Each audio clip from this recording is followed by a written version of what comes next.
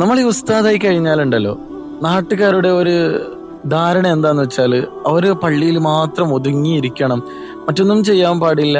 ഇനിയിപ്പോ കാറിൽ വലിയ വലിയ കാറിൽ പോകാൻ പാടില്ല, ബിസിനസ് ചെയ്യാൻ പാടില്ല, അതേപോലെ വ്ളോഗ് ചെയ്യാൻ പാടില്ല, യൂട്യൂബിൽ വീഡിയോ ചെയ്യാൻ പാടില്ല എന്നുള്ള ഒരു ധാരണയാണ് മനുഷ്യന്മാരുടെ ഇടയിൽ പടർന്നിരിക്കുന്നത്.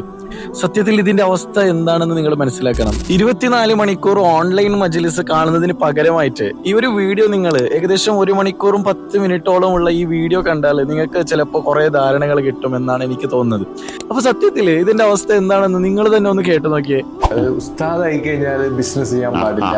ഇപ്പൊ ഞാനിങ്ങനെ ഈ ബ്ലോഗിങ്ങിലേക്ക് വന്നപ്പോൾ എന്റെ വീഡിയോന്റെ കമന്റിലൊക്കെ കുറെ ആളുകൾ പറയാറുണ്ട് ഇങ്ങനെ. അതായത് പഴയ കാലത്ത് നമ്മൾ മുമ്പൊക്കെ ഒരു ഉസ്താദായി എന്ന് പറഞ്ഞാൽ വെറും പള്ളിയിൽ മാത്രമായിരുന്നു ഉദ്ദേശിച്ചത്. നിങ്ങളിങ്ങനെ ലോകരാജ്യങ്ങളിലൂടെ ഇങ്ങനെ യാത്ര ചെയ്യുന്നു, ഇതൊക്കെ കാണുമ്പോൾ ഉസ്താദായി കഴിഞ്ഞാൽ ബിസിനസ്സും ബ്ലോഗറും യൂട്യൂബറും ഇതൊക്കെ ആവാന്നുള്ളത് മനസ്സിലായി.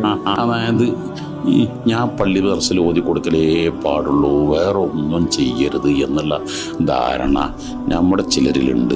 അങ്ങനെ കമ്മിറ്റിക്കാരും നാട്ടുകാരും മനസ്സിലാക്കിയിട്ടുണ്ട്. ഒരു ഉസ്താദ് കാർ ഓടിച്ചു പോകുന്നു, എന്താ ഉസ്താദ് കാർ ഓടിച്ചു പോകുന്നത്, ഉസ്താദ് മരത്തിമ്മ കയറിയ, ഉസ്താദ് എന്താ മരത്തിമ്മ കയറുന്നത്, അതൊന്നും ഉസ്താദ് നിറ മലക്കാണ് എന്നൊക്കെ മനസ്സിലാക്കിയ കുറേ ധാരണകൾ.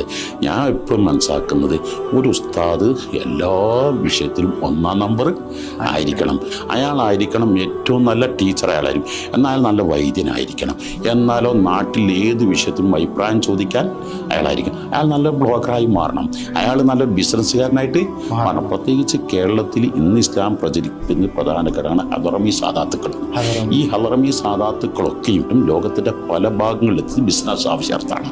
അപ്പോൾ ഈ വീഡിയോ മൊത്തമായിട്ട് ഒന്ന് കണ്ടു നോക്കുക. പല മോട്ടിവേഷൻ വീഡിയോ നിങ്ങൾ കണ്ടിട്ടുണ്ടാവും. പക്ഷെ ഈ 1 മണിക്കൂർ ഇരുന്ന് നിങ്ങൾ കണ്ടു കഴിഞ്ഞാൽ സത്യത്തില് ഇതാണ് നിങ്ങൾ മോട്ടിവേഷൻ വീഡിയോ എന്ന് നിങ്ങൾ പറയും.